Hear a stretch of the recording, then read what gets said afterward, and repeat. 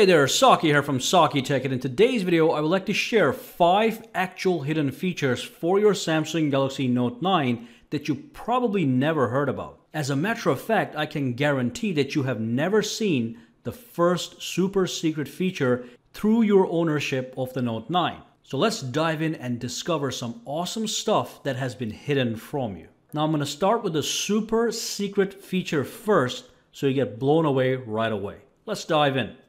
Alright, so here's what I want you guys to do. I want you guys to launch your phone and go to your phone's dialer. Now I do want to give you a quick warning. As soon as you actually go inside this feature, the brightness on your smartphone is just going to go full brightness. So just brace your eyes for that maximum brightness. Alright, so here's what I want you to do. I want you guys to type a secret code onto your dialer. Type in star, number, 0, star, number. And boom, you've got access to a brand new menu that you've never seen before. Now what this is Samsung's built-in diagnostic utility, and what this allows you to do is allows you to check the status of your Samsung Galaxy Note 9 to make sure that everything is running properly. Now let me show you what I'm talking about. For example, if you tap on the red button, the screen is going to turn red and it's going to show you a very nice and clean red. And that just makes sure that your screen is showing the red color properly and it is properly calibrated. Now if you tap on green, you have to see green. It has to be real, vibrant green. It just shows that your screen is properly calibrated for that color. And then if I go back, just tap on the screen and go back. If I tap on this, that's going to be the blue color, and that's the final color that you can check. Other things you can do here is you can check the speaker quality. Now the funny thing is you'll see a speaker button here. When you tap on this button, you can actually check both of the speakers individually. You can check the top speaker and the bottom speaker, and then you can set them so that they work together as stereo speakers and give you a differentiation of what the phone sounds like in mono and stereo audio. So if I tap this guy here, it starts the music. If I tap it again, and if I tap it again, now the funny thing is, as you tap it, you'll see that the black arrow is going to point upwards. That means it's using the speaker on the top. Then you tap it again, and it actually, when the arrow points downward, it is actually using this speaker. And then when both arrows are blacked out, it's doing the stereo speaker test. Now let's say you tap on this button and the arrow is pointing upwards and you're not hearing anything. That means your upper speaker is not working. There's a problem with your Samsung device. And of course, you can go to much more detail than this. You can tap on this sensor button.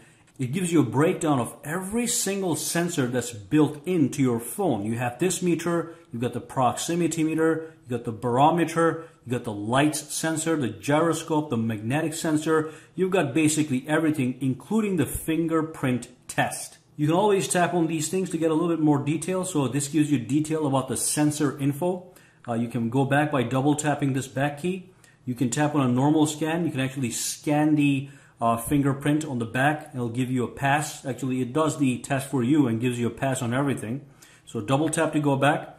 Double tap to go back. Make sure you double tap. Single tap does not make you go back. You can also check the LED light over here. So if you tap this, here's what you're supposed to see. You're supposed to see red, green, and blue. Okay, and then end, and then if you tap it again, it goes right back. Now I want to make sure that you guys don't get stuck in this menu. So if you want to exit this menu, and as long as this navigation bar is present at the bottom, you just double tap to exit this thing. And if you want to go back, of course, just tap in that code and boom, you're right back inside.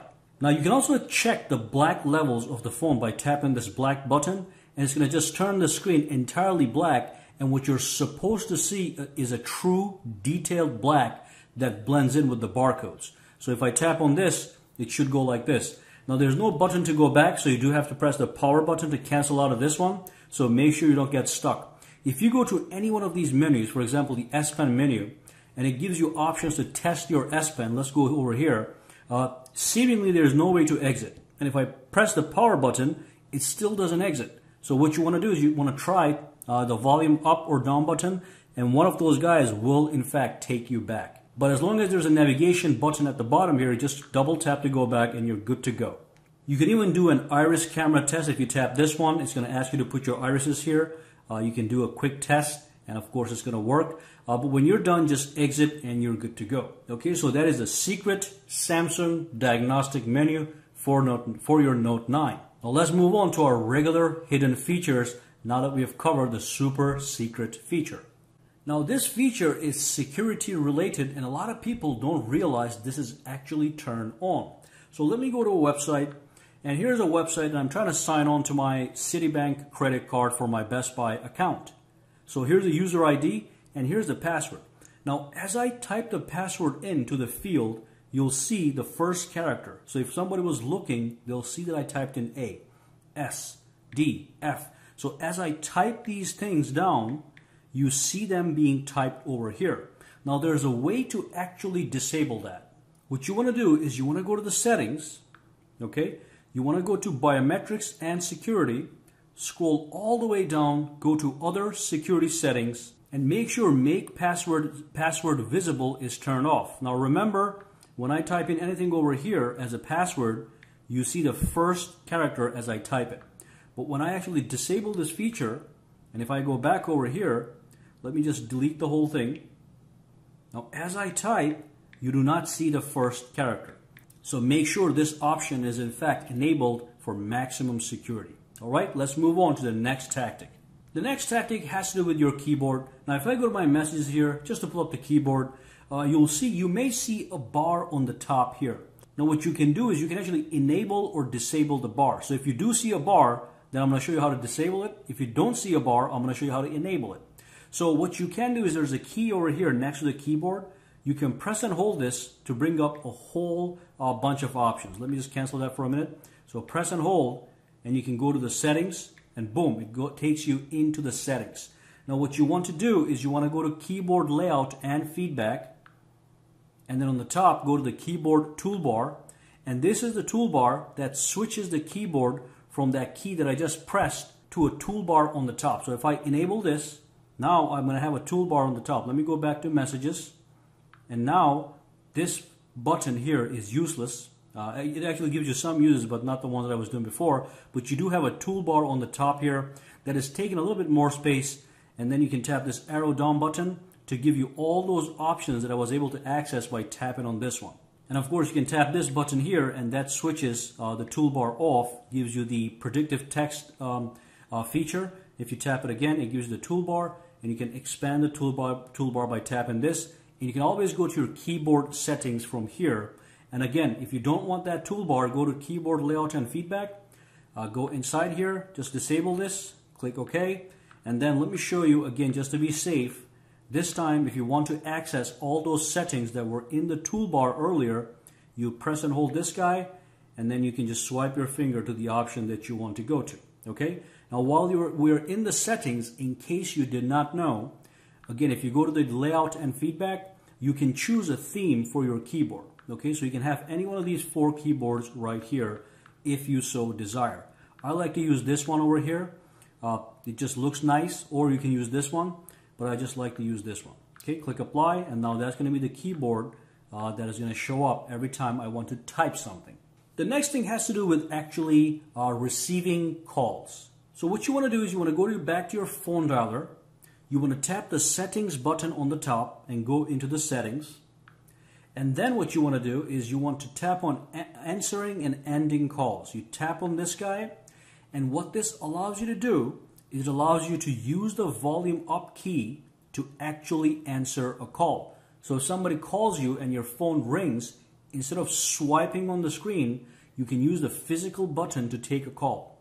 The same way, you can use the power key over here to end the call. So instead of tapping on the red button to end the call, you just tap on power and the call is gone. Very, very useful feature to have. And of course, if somebody is calling you and you do not want to respond, you can set up quick decline messages. So if I tap on this one over here, when you get a call, you have the option to swipe up and give them one of these preset messages. You can also set custom messages. So you can say something like, let me just for the sake of example, this is a custom message. So basically what happens is, let me just add this. It's added. You can add as many as you want. If somebody calls you, you don't take the call, you don't decline the call. You just swipe up and choose one of the custom messages, and then the call gets declined and they get a text message, any one of these guys that you send them, or you can add as many as you want, okay? As you can see, there is no limit to how many you can add. So that is quick decline messages. Now let's move on and talk about the next tactic. Now I want to make sure that your phone is running at maximum performance at all times. So I want you guys to go to the settings and then go all the way down to the general management, and then go to reset, and then go to auto restart, and make sure auto restart is enabled. What this is going to allow you to do is it's going to automatically restart your phone once a week at a given time. So over here you can tap on the time and just choose what time you want to choose. I choose something where I know that I'm asleep, so it doesn't interrupt my daily use. And then you just pick a Sunday. Maybe you want to pick a Monday, Tuesday, whatever. So every Tuesday at 3 a.m. the phone is going to auto restart. And of course, with the phone restarting, it actually boosts the performance of your smartphone. Even if it's a little bit, everything helps. I actually tested this feature. I used my phone without restarting the actual Note 9 for a while. It wasn't a big deal, but when I did perform an auto restart, I did see a little boost in performance overall. So it just resets your phone. It's like restarting your computer. It always helps. So that's the auto restart feature, and that was the last tactic I wanted to talk to you guys about. If you do have any questions, comments, or concerns, drop them down below. And of course, make sure to subscribe to Saki Tech for more videos to come. And of course, finally, if you do use Twitter, Instagram, or Facebook, follow me on all at Saki Tech Online. Guys, have a fantastic day.